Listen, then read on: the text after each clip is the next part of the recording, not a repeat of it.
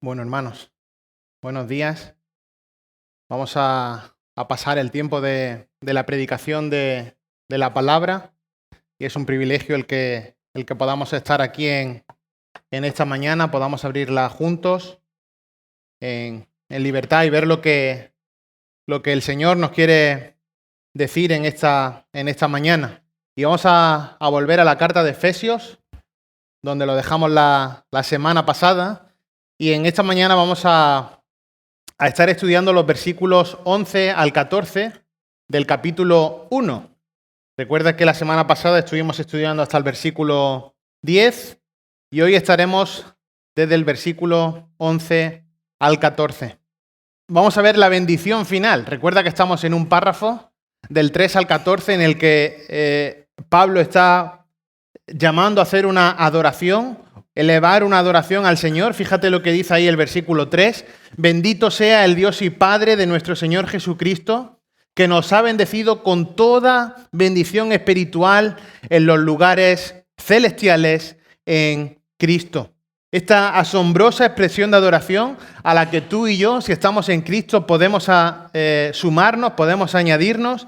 Y dijimos que la principal y la primera de esas bendiciones era la elección. La estuvimos estudiando en los versículos 4 al 6, cómo fuimos escogidos en Él antes de la fundación del mundo, fuimos predestinados para ser adoptados como hijos. Así que esto era la bendición del tiempo pasado. Luego estuvimos estudiando la semana pasada la segunda bendición, que fue la redención. Fíjate ahí el versículo 7, en Él tenemos redención por su sangre, el perdón de nuestros pecados según las riquezas de su gracia. Y ahora, a medida que llegamos al versículo 11, donde empezaremos esta mañana, llegamos a la bendición final. La elección sucedió en el tiempo pasado, la redención está sucediendo en el tiempo presente, y ahora los versículos 11 al 14 nos apuntan hacia el futuro. Y recuerda, esta redención, este hecho que es generalizado, no se limita solo a los que pertenecen al Señor, sino que la redención es de todos. Recuerda cómo terminábamos con el versículo 10, con miras a una buena administración en el cumplimiento de los tiempos. Es decir, el fin de todo era reunir todas las cosas en Cristo. Recuerda que el final de cualquier encrucijada estaba en Cristo. Y por eso dice ahí, tanto las que están en los cielos como las que están en la tierra. Cristo es el fin de todo. Ahora, lo que estamos estableciendo en los versículos 13 al 14 es los cimientos, es la base sobre la cual Pablo va a seguir escribiendo esta carta de Efesios. Y es lo que nos va a seguir enseñando a lo largo de los siguientes capítulos. Pero Pablo entiende que es claro comenzar alabando al Señor, comenzar adorando al Señor por lo que Dios ha hecho en el tiempo pasado. Recuerda la elección, lo que está haciendo en el tiempo presente, la redención, y lo que va a hacer en el futuro, la glorificación. Muy bien, partamos de Romanos capítulo 10. Romanos capítulo 3, a partir del versículo 10. Es necesario que partamos dando una definición bíblica de la humanidad. ¿Cómo es la humanidad? Romanos capítulo 3, versículo 10. Dice, como está escrito, no hay justo ni aun uno. No hay quien entienda, no hay quien busque a Dios. Todos se han desviado, a unas se hicieron inútiles. No hay quien haga lo bueno, no hay ni siquiera uno. Sepulcro abierto es su garganta, engañan de continuo con su lengua. Veneno de serpientes hay bajo sus labios. Llena está su boca de maldición y amargura. Sus pies son veloces para derramar sangre, destrucción y miseria hay en sus caminos, y la senda de paz no han conocido. No hay temor de Dios delante de sus ojos. ¿Qué dice esto? Que la gente va corriendo desbocada para hacer el mal. Esta es la fotografía del mundo. No hay justo ni aun uno, no hay ni siquiera uno. Y ojo, lo que aparece aquí en los versículos 10 al 18 no es la excepción de la humanidad, sino que dice el versículo 23, un poco más abajo, por cuanto todos pecaron y están y no alcanzan la gloria de Dios. Por cuanto todos pecaron, esta es la condición universal de la humanidad, estar en pecado corriendo hacia el mal. Otro recordatorio, capítulo 1, versículo 28. Dice ahí, y como ellos no tuvieron a bien reconocer a Dios, Dios los entregó a una mente depravada para que hicieran las cosas que no convienen. 1.29 de Romanos. Estando llenos de toda injusticia, maldad, avaricia y malicia, colmados de envidia, homicidios, pleitos, engaños y malignidad. Son chismosos, detractores, aborrecedores de Dios, insolentes, soberbios, jactanciosos, inventores de lo malo, desobedientes a los padres, sin entendimiento, indignos de confianza, sin amor, despiadados, los cuales, versículo 32, aunque conocen el decreto de Dios, que los que practican tales cosas son dignos de muerte, aunque lo conocen, no solo las hacen, sino que también dan su aprobación a los que las practican. Tremendo. Esta es la fotografía del mundo. Y ahora tú y yo, ¿qué podemos hacer? ¿Podemos arreglarlo? La respuesta es que no. ¿Podemos o debemos unirnos a este movimiento de los versículos 28 al 32? Por supuesto que no. No podemos unirnos a este odio, a esta maldad, a esta ira, disfrazados de virtud, como lo presenta el siglo XXI. Sabemos lo que dice la palabra de Dios. Recuerda, y no hace falta que vayas ahí, primera de Juan 2.15. No améis al mundo, ni las cosas que están en el mundo. Si alguno ama al mundo, el amor del Padre no está en él. Porque todo lo que hay en el mundo, por muy atractivo que sea, ese por muy atractivo que sea lo he puesto yo, dice el versículo, porque todo lo que hay en el mundo, los deseos de la carne, los deseos de los ojos y la vanagloria de la vida, no proviene del Padre, sino del mundo. Y sigue y dice, y el mundo pasa, y sus deseos, todo eso va a pasar, pero el que hace la voluntad de Dios permanece para siempre. Esta radiografía que vemos en Romanos 1, Romanos 3 de la sociedad, de cómo está el mundo, aún nuestros deseos, nuestras pasiones, todo aquello que es atractivo en el año 2022, todo eso va a pasar. Pero dice la palabra de Dios, y esto es una promesa, que el que hace la voluntad de Dios, es decir, si estás en Cristo, ese permanece para siempre. Nosotros vivimos para siempre. Recuerda, Pablo le escribe a la iglesia de Filipos en el capítulo 3 y le dice, nuestra ciudadanía está en los cielos, de donde también esperamos al Salvador, al Señor Jesucristo, el cual nos transformará a su imagen. Así que esto que estamos viviendo ahora no es nuestra mejor vida. De ninguna de las maneras esto que estamos viviendo aquí es nuestra mejor vida. Da igual que te prediquen un evangelio de la prosperidad y te digan que si estás ahora en Cristo, todo va a ir bien. No va a haber salud, no va a haber enfermedad. Eso que nos lo digan un viernes aquí en la reunión de oración, ¿verdad? Como salen los achaques. No va a haber problemas económicos, no va a haber dificultad. Todo eso no es cierto. La promesa en la palabra del Señor es que en el mundo tendréis aflicción. Pero también nos dice, confiad, yo he vencido al mundo. Y es que en Cristo somos más que vencedores. Pero esto que estamos viviendo aquí no es nuestra mejor vida. Nuestra mejor vida está en lo porvenir. Nuestra mejor vida es la gloria del cielo. Y eso es lo que vemos en los versículos 11 al 14 de Efesios capítulo 1, nuestro texto en esta mañana. Es la promesa de Dios acerca de la vida que está por venir. Nosotros tenemos una herencia y esa herencia también fue predestinada desde antes de la fundación del mundo según el propósito de Dios. Fíjate lo que dice Efesios capítulo 1, los versículos del 11 al 14. Y ahí se queda al final del 10 un palabra en Biblia de las Américas. En Él, esto es en Cristo, versículo 11, también hemos obtenido herencia, habiendo sido predestinados según el propósito de aquel que obra todas las cosas conforme al consejo de su voluntad. a fin de que nosotros, que fuimos los primeros en esperar en Cristo, seamos para alabanza de su gloria. En Él también vosotros, después de escuchar el mensaje de la verdad, el evangelio de vuestra salvación, y habiendo creído, fuisteis sellados en Él con el Espíritu Santo de la promesa, que nos es dado como garantía de nuestra herencia, con miras a la redención de la posesión adquirida de Dios, para alabanza de su gloria. Bueno, estos versículos 11 al 14 te dicen, querido hermano, que tienes una herencia. Así que esta no es tu mejor vida ahora. Nuestra mejor vida está por venir. Ahora, la pregunta que podría surgirnos es, ¿podemos confiar en esto? ¿Esto que dice aquí es una realidad? Bueno, sabemos que la palabra de Dios es inspirada por Dios. Estamos siendo enfáticos en el último tiempo en esto y siempre. Pero dice Hebreos 10:23 que fiel es el que prometió. Y Romanos 4 dice que lo que Dios ha prometido, eso que Dios ha prometido, puede hacerlo.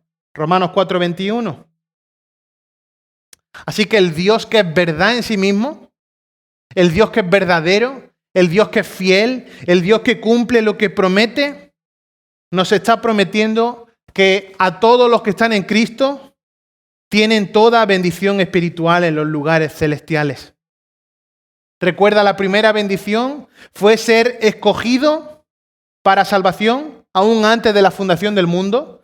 La segunda bendición fue ser redimido. Y la bendición final es ser glorificado. Ser glorificado. Así que en los versículos 11 al 14 vamos a conocer un poco esta promesa que es increíblemente maravillosa. Bueno, ¿cuál es la palabra clave de estos versículos 11 al 14? Es la palabra herencia. La tienes ahí en tu Biblia y aparece en esos versículos hasta en 2 ocasiones. Fíjate, en el versículo 11 hemos obtenido herencia. Versículo 14, que nos es dado como garantía de nuestra herencia. Esa es la palabra kleroo, que básicamente significa obtener una herencia, como bien está traducida. La idea es doble aquí. Es importante que tengamos en mente una doble idea de la herencia. En primer lugar, hemos sido hechos herencia, es decir, somos herencia por un lado, pero por otro lado, y esta es la segunda vertiente, tenemos una herencia. Es decir, hemos sido hechos herencia, pero por otro lado tenemos una herencia. Y es bueno que tengas en mente esta doble idea. Tenemos una herencia, hemos sido hechos herencia.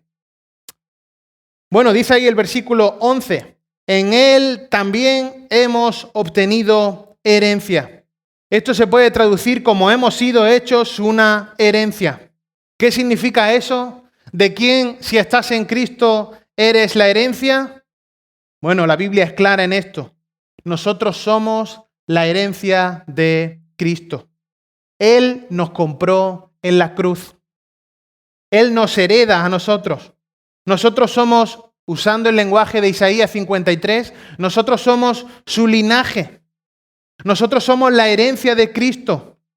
Si estás en Cristo, si te has arrepentido por tu pecado, si le has confesado como Señor y Salvador, si te has acogido a sus méritos en la cruz del Calvario para salvación, entonces puedes decir que Cristo está en ti y tú estás en Cristo. Cristo está en nosotros y nosotros estamos en Cristo. Somos la herencia de Cristo.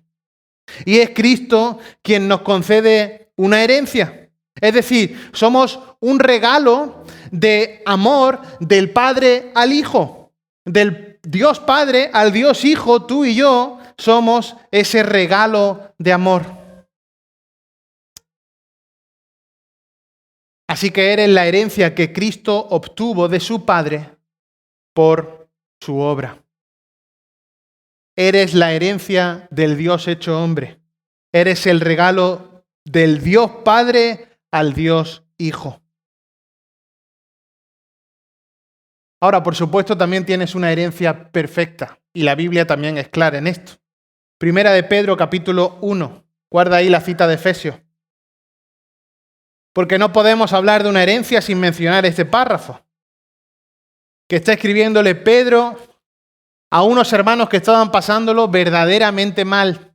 Habían sido acusados falsamente de incendiar una ciudad y el emperador de ese tiempo, el gobernante de ese tiempo, había mandado quemarlos, que murieran. Así que estos hermanos lo que tuvieron que hacer es salir y dispersarse. Y por eso la carta dice que es de Pedro a los expatriados en la dispersión. Fijaos lo que les dice acerca de la herencia. Versículo 3. Bendito sea el Dios y Padre de nuestro Señor Jesucristo, quien según su grande misericordia nos ha hecho nacer de nuevo a una esperanza viva, mediante la resurrección de Jesucristo de entre los muertos. Fíjate el 4. Para obtener una herencia incorruptible, inmaculada y que no se marchitará, reservada en los cielos para vosotros, que sois protegidos por el poder de Dios mediante la fe para la salvación que está preparada para ser revelada en el último tiempo.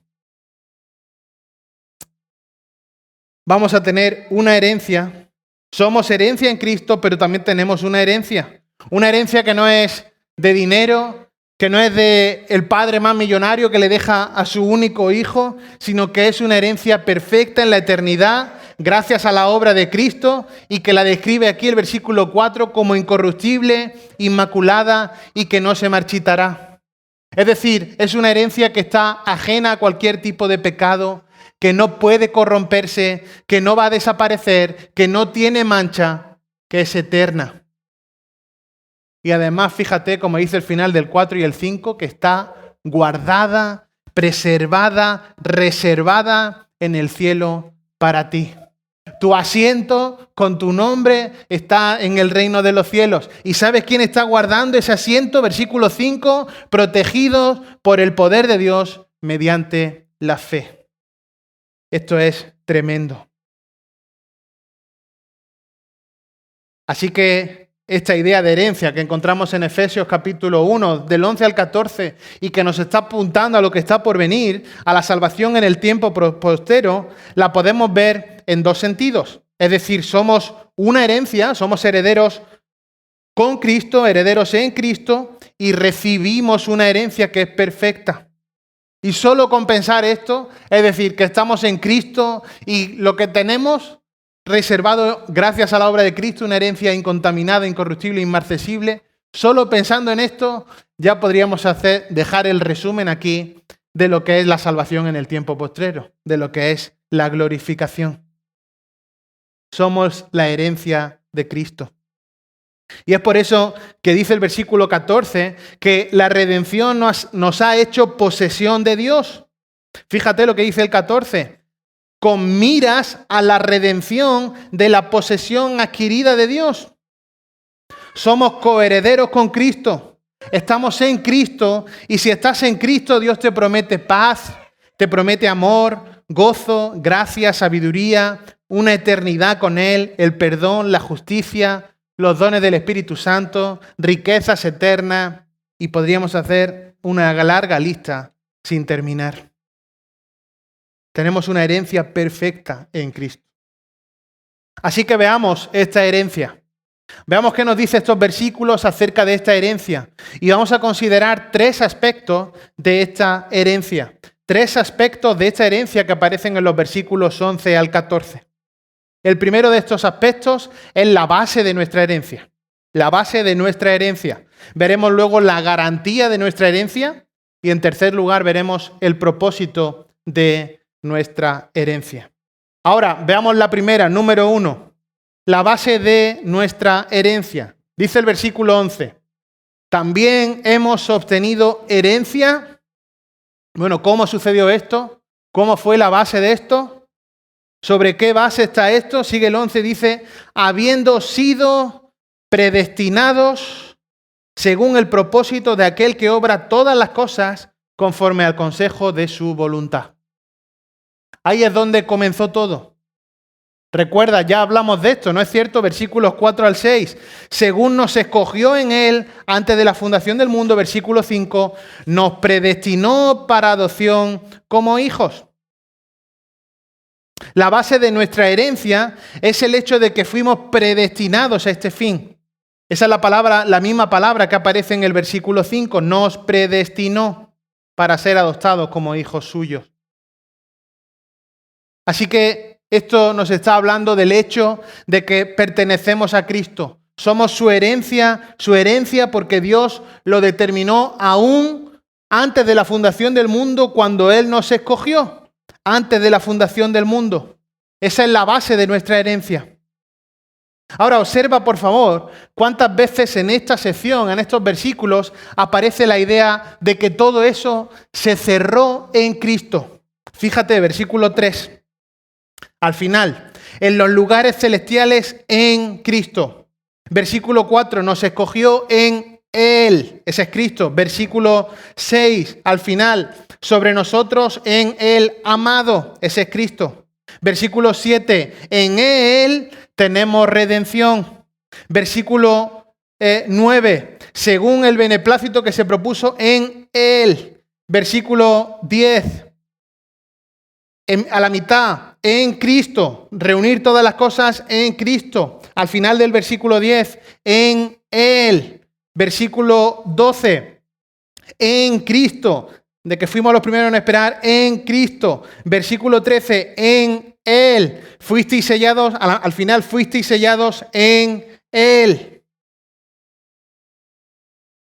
Todo esto, todo lo que estamos hablando, está ligado a nuestra unión con Cristo. Fuimos escogidos en Él, en Cristo, antes de la fundación del mundo. Somos redimidos en Él, como dice el versículo 7, y por supuesto nuestra herencia, lo que está por venir, también está en Él. Si no estás en Cristo, ninguna de las bendiciones espirituales de las que habla el versículo 3 se aplican. Es nuestra unión con Cristo, el hecho de estar en Cristo, lo que nos trae, lo que nos derrama todas las bendiciones espirituales que dice ahí el versículo 3. Y eso, como dice aquí el versículo 11, comienza con la predestinación. Ahora, recuerda, y quiero que este punto quede claro, la predestinación no anula la responsabilidad del hombre. La responsabilidad que tiene el hombre ante Dios. La predestinación es una doctrina bíblica, es clara en la Escritura, pero en ningún caso anula la responsabilidad que tiene el hombre. ¿Cómo sabemos esto? Sigue el versículo 12 y dice, a fin de que nosotros, que fuimos los primeros en esperar en Cristo, seamos para alabanza de su gloria. En Él también vosotros, después de escuchar el mensaje de la verdad, el evangelio de vuestra salvación y habiendo creído, fuisteis sellados con Él, con el Espíritu Santo de la promesa. Así que la base de nuestra herencia es que fuimos predestinados, y esto está implícito en la obra salvífica de Dios. Fuimos predestinados en el tiempo pasado, pero también creímos. No podemos separar una cosa de la otra. Cuando piensas en la salvación, por supuesto que estás pensando en el plan del Dios soberano, en la intención perfecta de Dios, en cómo Dios desde la eternidad pasada nos escogió. Pero a veces las personas llegan a confundirse un poco con esto y se preguntan, bueno, si todo está en el plan perfecto de Dios, ¿dónde está la fe necesaria para, dónde entra a jugar la fe para alcanzar la salvación? Y verdaderamente están uno al lado del otro. Versículo 11, predestinados. Versículo 13, después de escuchar el mensaje de la verdad, el evangelio de vuestra salvación y habiendo creído. La salvación no ocurre sin la fe. No hay salvación si no hay fe. Y podemos preguntarnos, bueno, ¿cómo van estas dos juntas? Si la salvación es toda de Dios, si Dios escoge, si Dios realiza la predestinación, si Dios es el único que tiene la capacidad para dar vida a una persona que está muerta, si es Dios el que regenera, si es aún Dios el que concede la fe, si es Dios el que le da la vista al pecador, si es Dios el que le da vida a un muerto para que responda, ¿cómo va a tener responsabilidad el pecador? ¿Dónde quedo yo en la ecuación? La respuesta es que aunque en nuestra mente esto puede ser difícil de entender, lo cierto es que los propósitos de Dios en la elección, en la salvación, nunca se concretan, nunca llegan al fin, a menos que alguien crea en el Evangelio. Es por eso que se nos dice, id por el mundo, anunciad el Evangelio, predicad el Evangelio a toda criatura. Ahora, ¿cómo nuestra mente puede entender esto? El componente divino, soberano y supremo de Dios y la responsabilidad humana. Veamos una ilustración, Hechos capítulo 2. Fíjate, esta es la predicación de Pedro. Estamos ahí en el capítulo 2, vamos directamente al versículo 23. Este es su sermón que está dando ahí en Pentecostés. Y vamos desde el 22, hablando Pedro. Y dice, varones israelitas, escuchad estas palabras. Jesús el Nazareno, varón confirmado por Dios entre vosotros con milagros, prodigios y señales que Dios hizo en medio vuestro a través de él, tal como vosotros mismos sabéis. A este, entregado por el plan predeterminado y el previo conocimiento de Dios, clavasteis en una cruz por manos de impíos y le matasteis. Ahí tiene de nuevo los dos componentes juntos. Tiene la predeterminación divina y la responsabilidad humana. Fíjate, versículo 22. A este que fue entregado por el plan predeterminado y el previo conocimiento de Dios. Claro que Dios estaba al control de eso. Claro que Dios sabía cómo Cristo iba a morir en la cruz. Pero dice ahí, clavasteis en una cruz por manos de impíos y le matasteis. Dios lo predeterminó. Era el plan perfecto de Dios desde la eternidad pasada. Pero le dice, vosotros sois culpables, porque vosotros lo matasteis. Y luego, versículo 24, Dios le resucitó. Claro que estaba dentro del plan predeterminado de Dios. Ahora, ¿por qué son ellos responsables de hacer lo que hicieron? Bueno, repito, Dios claro que había predeterminado la muerte de Cristo para la salvación de los pecadores. Pero el hecho de que Dios lo había predeterminado, solo porque Dios lo hubiera predeterminado, no iba a justificar el odio y el rechazo de esas personas que hicieron matar a Jesús. Del mismo modo, y esta es la misma idea, no puedes ser un creyente sin creer. Aún en la predeterminación divina, debes de creer en el Evangelio. Juan capítulo 1, versículo 12. Pero a todos los que le recibieron, y esta es la misma idea de a todos los que creyeron, a todos los que creen en su nombre. Versículo 12, a todos los que recibieron, les dio el derecho de llegar a ser hijos de Dios, es decir, a los que creen en su nombre. ¿Quién se convierte en un hijo de Dios? Aquellos que creen. Por supuesto que es la voluntad de Dios. Por supuesto que no es la voluntad del hombre. Por supuesto que hay un llamado irresistible que ningún hombre puede desechar. Dios arrastra el arrepentimiento y nos da luz, nos da vida para creer en el Evangelio. Pero lo que dice la Escritura es que si no crees, no has sido escogido y estás rechazando constantemente al Salvador. No hay fe sin creer en el Evangelio. Y esa es la razón por la que el Nuevo Testamento está lleno del mandato de creer. Tienes que creer, cree. La fe viene por el oír la palabra de Dios. Que si confiesas con tu boca que Jesús es el Señor y creyeres en tu corazón que Dios le levantó de los muertos, serás salvo.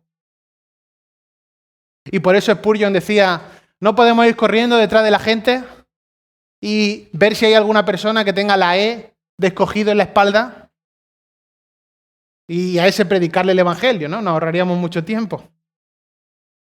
A nosotros se nos ordena que prediquemos el Evangelio y al inconverso, a causa de su pecado, arrepentirse. Se le ordena a creer.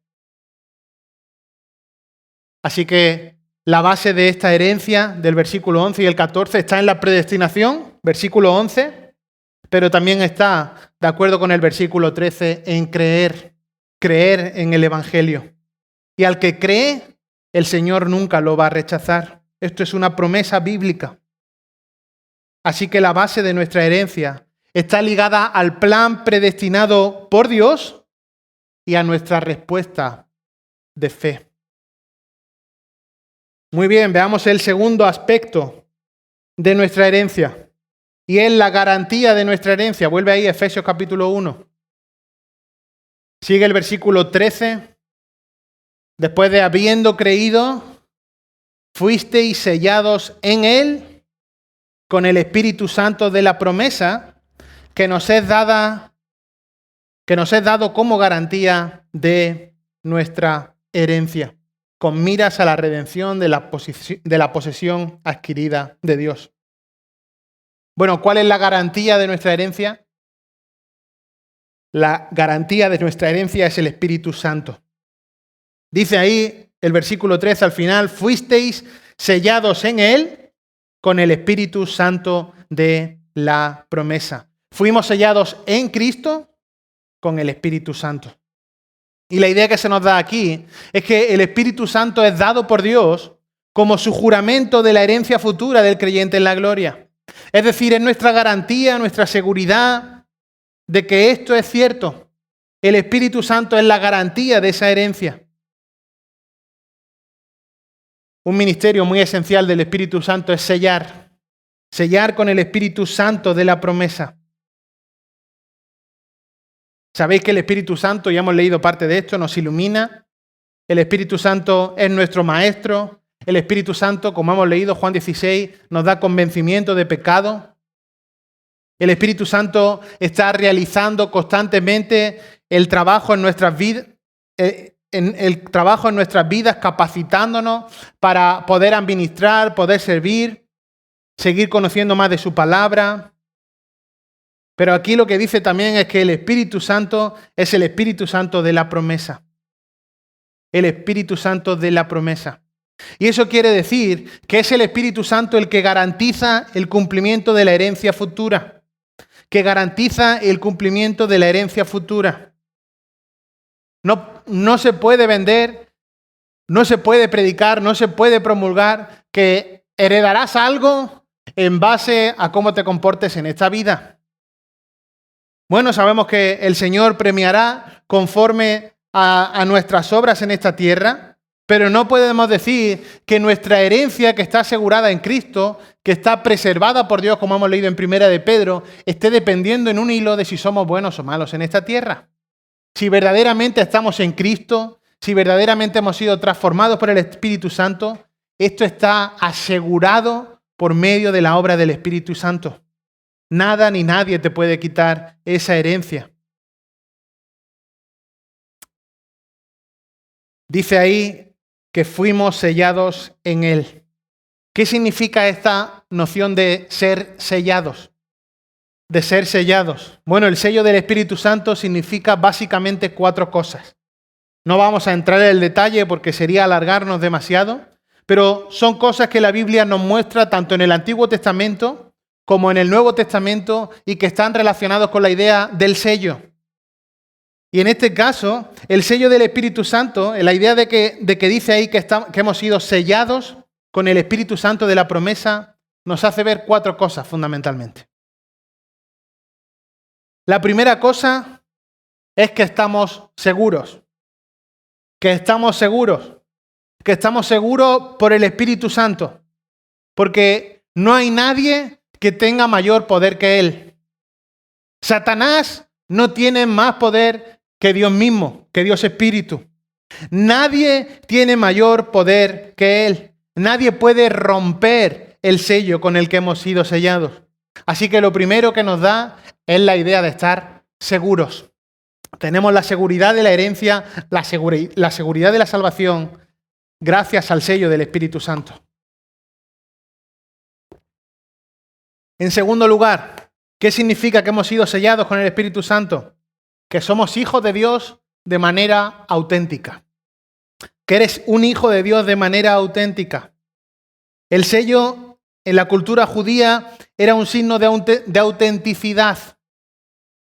Es decir, hemos sido sellados, podemos decir, y esto entre comillas, que tenemos la etiqueta. A veces hago así y luego escucho el audio y es algo que quería decir entre comillas y lo escucho y digo, no he dicho que era entre comillas, pero es entre comillas. Tenemos la etiqueta de que pertenecemos a Cristo, de que pertenecemos a Dios. Es decir, es auténtico, es como cuando dicen plata de ley, oro. Lo que quiere decir que somos sellados con el Espíritu Santo de la promesa es que somos hijos de Dios legítimos y auténticos. Que no se va a borrar con lejía, entender el paralelismo, sino que es un sello de autenticidad. Perteneces a Dios, eres hijo de Dios legítimo y auténtico. Así que esa sería la segunda idea. Hay una tercera idea que el sello del Espíritu Santo nos hace ver, y es que somos propiedad suya. Somos propiedad suya, porque también el sello es una marca de propiedad. Es decir, esto es mío, esto me pertenece, y esto lo tenemos ahí claramente en el versículo 14, con miras a la redención de la posesión adquirida de Dios. Somos propiedad suya, y el Espíritu Santo certifica esa pertenencia o propiedad. Y en cuarto lugar, el sello también se usa como una señal de autoridad. Como señal de autoridad. Es un símbolo de autoridad. Es decir, el hecho de que seamos sellados con el Espíritu Santo nos quiere decir que tenemos una autoridad delegada por Dios. Él es quien nos otorga la autoridad delegada para acceder a todos los recursos divinos. Y es por eso que hoy podemos estar predicando, podemos estar anunciando el Evangelio, sirviendo, ministrándonos unos a otros.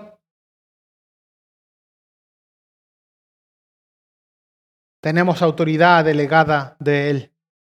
Somos sellados con el Espíritu Santo. Así que el hecho de ser sellados con el Espíritu es una señal de seguridad, de autenticidad, de propiedad y de autoridad. Y es que gracias a eso, tú y yo podemos ejercer todas esas cosas como creyentes. Bueno, recuerda, hemos visto que la base de nuestra herencia es la predestinación y la fe, esto es la predestinación y creer. La garantía de nuestra herencia es el Espíritu Santo de la promesa que nos asegura a nosotros mismos, que nos asegura nuestra herencia, pero dice algo más el versículo 14, y dice ahí que nos es dado como garantía de nuestra herencia. Probablemente ahí la Reina de las Versiones lo deja un poco más fiel a la palabra, o se traduce como las arras. Nos has dado las arras, ¿verdad? Y esa verdaderamente es la palabra más cercana al griego, a rabón. Así que no es solo el Espíritu Santo un sello, sino que además es las arras. ¿Qué es las arras? Bueno, de nuevo, dos formas en que podemos entender esto. Dos formas. La primera como un pago inicial. Y esta es la traducción que tiene que ver ahí. La garantía, lo que dice Biblia de las Américas, que nos es dado como garantía de nuestra herencia. Es decir, el Espíritu Santo es el primer pago, ¿entendés esto? El primer pago de nuestra herencia que está por venir. Tenemos una herencia perfecta en Cristo, pero el hecho de que tengamos el Espíritu Santo es el anticipo, es la señal de garantía, es el arra, la prueba de nuestra herencia eterna. Ese pago inicial, esa garantía. Ahora también la palabra arrabón, arras, también se usaba de otra manera y está relacionada con la idea de un anillo de compromiso. Porque el Espíritu Santo no es solo para nosotros el primer pago de la herencia que está por venir, la garantía, sino que además es el anillo de compromiso, ¿entendés esto? Que significa que ya somos la novia, que estaremos casados con el novio, con Cristo. Recuerda, somos la novia, la esposa de Cristo. Esa doble vertiente. Ahora, a la luz de esta realidad, entendiendo esto, creo que puedes imaginarte que tu mejor vida, que mi mejor vida está por llegar. ¿No es cierto?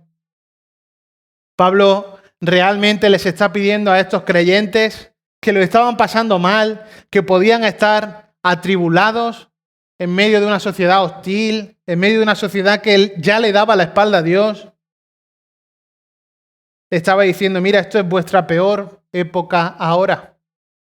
Sufrid con paciencia y esperad, no agachados, no arrastrados, sino esperad con paciencia, con los corazones llenos de alabanza por la herencia eterna que tenéis prometida. Y les dice, mirad, para vivir en esta tierra de una manera que agrade a Dios, lo mejor es que comprendáis las bendiciones espirituales que ya están aseguradas, que son vuestras, que nadie las puede quitar gracias a la obra redentora de Jesucristo. Ya desde la eternidad pasada con la elección, ya con la redención en el tiempo presente y apuntando hacia la herencia futura, hacia la glorificación.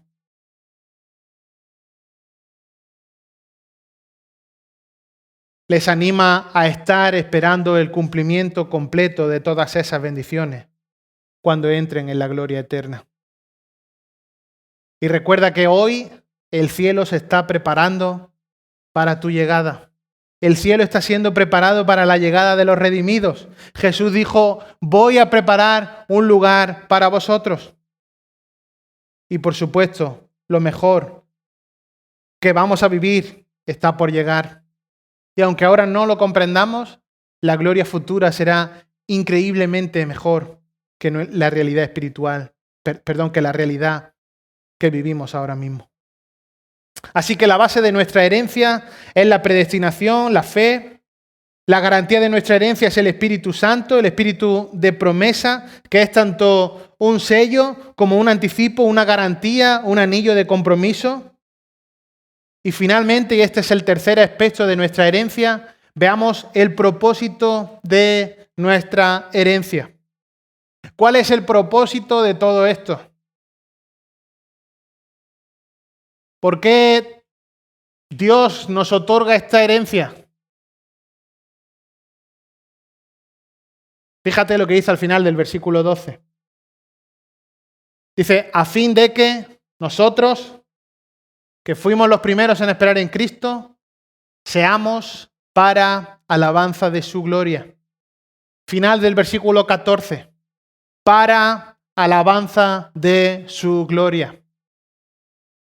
Dios finalmente redimirá en gloria como su posesión. Fíjate lo que dice ahí al final del versículo 14. Con miras a la redención de la posesión adquirida de Dios para alabanza de su gloria. Y esa es la razón siempre de todo. No se trata de nosotros, no se trata de lo que nosotros hacemos, no se trata de mi salvación, de cómo Dios me ha, sino que todo está en Él. Todo es de Él. Porque de Él, por Él y para Él son todas las cosas. Y Pablo tenía clara esta idea. Y si la quiere enfatizar de manera clara a los hermanos de Éfeso, ya desde el versículo 6, para alabanza de la gloria de su gracia. Cuando un pecador pasa de muerte a vida, aún en el año 2022, la gloria no está en ese hombre, la gloria no está en el predicador, la gloria no está en lo bien que lo ha hecho la iglesia, sino que cuando un pecador pasa de muerte a vida, aún en octubre del año 2022, el que recibe toda la gloria es Dios. La gloria de Dios es siempre la razón de todo. Y desde el versículo 6 hasta el versículo 14, desde el versículo 3 hasta el versículo 14, estamos viendo que la gloria de Dios es el propósito supremo de la redención.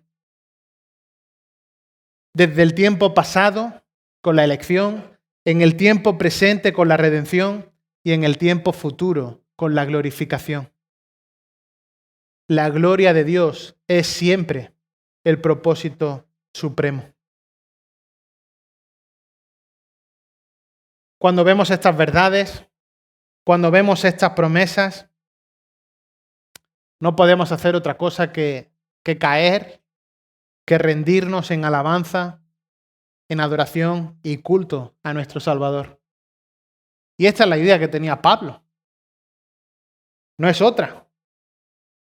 Pablo les dice, mirad, alabad a Dios porque tenéis todas y cada una de las bendiciones espirituales en los lugares celestiales en Cristo. Es decir, habéis sido poseedores de todo sin hacer absolutamente nada.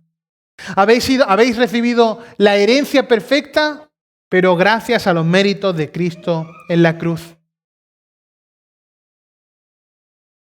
Por eso dice, te alabamos, Señor. Alabamos al Dios y Padre de nuestro Señor Jesucristo, aquel por medio del cual es que la humanidad puede ser reconciliada con Dios. Pero recuerda todo esto, versículos 3 al 14, es tuyo si estás en Cristo. Pero como empezábamos al principio, la realidad es que gran parte de la humanidad está en Romanos capítulo 3. Por culpa del pecado, a consecuencia del pecado, la humanidad es culpable de quebrantar toda la ley de Dios. Ha provocado su justa ira y por consiguiente está separada de Él. La situación natural de la humanidad está reflejada en el capítulo 2 de esta misma carta. Dice, y Él os dio vida a vosotros, y ahora viene la realidad, que estabais muertos en vuestros delitos y pecados, en los cuales anduvisteis en otro tiempo, según la corriente de este mundo, conforme al príncipe de la potestad del aire, este es Satanás, el espíritu que ahora opera en los hijos de desobediencia. Entre los cuales también todos nosotros en otro tiempo vivíamos en las pasiones de nuestra carne, satisfaciendo los deseos de la carne, de la mente, y éramos por naturaleza hijos de ira, lo mismo que los demás. Esta es la situación real de toda la humanidad. Ahora, ¿qué le espera a la humanidad que no tiene a Cristo? No es todo esto que hemos visto aquí. Lo que le espera a la humanidad que no tiene a Cristo, según la palabra de Dios, es la muerte eterna. Los que mueren en la incredulidad, sin haber creído en el Evangelio, se van a enfrentar, de acuerdo con Apocalipsis 20, por siempre al lago de fuego. Esto es una eternidad en la condenación. Y esto es justicia, porque Romanos capítulo 6 dice que la paga del pecado es muerte. Ahora, hay una dádiva de Dios. Y es que solo aquellos que son liberados por la obra misericordiosa de Cristo escapan de la muerte eterna. Si tu realidad espiritual es estar sin Cristo, entonces necesitas ir urgentemente a Cristo. Porque como hemos visto en estos versículos del 3 al 14, en su muerte en la cruz, el Señor Jesucristo pagó la pena que todos nuestros pecados merecían. Nuestros pecados pasados, nuestros pecados presentes y nuestros pecados futuros, acusados allí en el Hijo de Dios, en el Dios hecho hombre. Y Cristo ahí sufriendo vicariamente como nuestro sustituto, ocupando el lugar que tú merecías. El Dios hecho hombre cargando con nuestro pecado en aquella cruz. Todos nuestros pecados que provocaron la justa ira de Dios, cargados sobre Cristo. De tal manera que toda la justa ira de Dios se cargó en aquel momento sobre Cristo en la cruz. El Padre le cargó todos los pecados al Hijo en la cruz. Y es por eso que nuestros pecados, tus pecados, mis pecados, pueden ser justamente perdonados. Y es por eso que nosotros podemos ser reconciliados con Dios. No hay nada en ti que valga la pena delante de Dios, a menos que Cristo cubra con su sangre todos tus pecados. Y entonces es que Dios te ve, gracias a la obra de Cristo, como perfecto. Gracias a la obra de Cristo es que podemos ser reconciliados con Dios. Jesucristo pagó la pena por el pecado y apagó la ira de Dios en nombre de sus escogidos. Solo en Cristo puedes ser salvo. El perdón solo se encuentra a través de la fe y el arrepentimiento en Cristo. ¿Quieres tener un resumen de los versículos 3 al 14? Acude a Cristo. Si tienes algo, es por Cristo. Y si quieres un resumen más profundo todavía, es una sola palabra: Cristo. El perdón solo es posible a través de la fe y el arrepentimiento en Cristo. Aquel que viene a Cristo con verdadero arrepentimiento, aquel que va a Cristo con una fe genuina, será perdonado. Entonces el verdadero creyente se aparta del pecado y confía en Cristo para justicia. Y esto trae ánimo, querido hermano, versículo 3. Bendito sea el Dios y Padre de nuestro Señor Jesucristo, que nos ha bendecido con toda bendición espiritual en los lugares celestiales en Cristo. Vamos a orar al Señor. Señor y Padre nuestro que estás en el cielo, agradecemos la oportunidad de abrir tu palabra en esta mañana. Señor, asombrados por haber sido bendecidos con toda bendición espiritual en los lugares celestiales en Cristo. Señor, gracias por la obra perfecta de salvación en el tiempo pasado, en el tiempo presente, en el tiempo futuro. Gracias, Señor, porque como hemos estudiado, forma parte de tu gracia derramada sobre nosotros, de tu misericordia, de tu gran amor, con que nos amaste aun cuando estábamos nosotros muertos en nuestros delitos, en nuestros pecados, es que recibimos vida juntamente con Cristo. Y gracias, Señor, porque no depende de ninguna obra humana, de nada que haya en nosotros, de nada que podamos aportar, sino que es un plan perfectamente establecido por Dios, en Dios y para Dios. Y gracias, Señor, por las promesas que hemos estudiado en esta mañana, de que tenemos una herencia perfecta, de que somos herencia, de que una herencia que está garantizada por el sello del Espíritu Santo, que es segura, auténtica. Y gracias, Señor, porque aún en todo esto el propósito es tu gloria. Y te ruego, Señor, que si alguna persona en esta mañana no te conoce, no tiene una relación íntima, personal contigo, pueda meditar en estas verdades, en la necesidad de arrepentimiento, de confesión de pecados, Señor, y acuda a Cristo como Señor y Salvador. Y que esto también, Señor, lo uses para santificación de tu pueblo, de tu iglesia, para que nos lleve a alabarte y adorarte de una forma genuina y real. Y nos sumamos, Señor, a Pablo en esta adoración en el que alabamos al Dios y Padre de nuestro Señor Jesucristo. Gracias por este tiempo y por tu palabra. Y oramos en el nombre de Cristo Jesús, nuestro Salvador. Amén.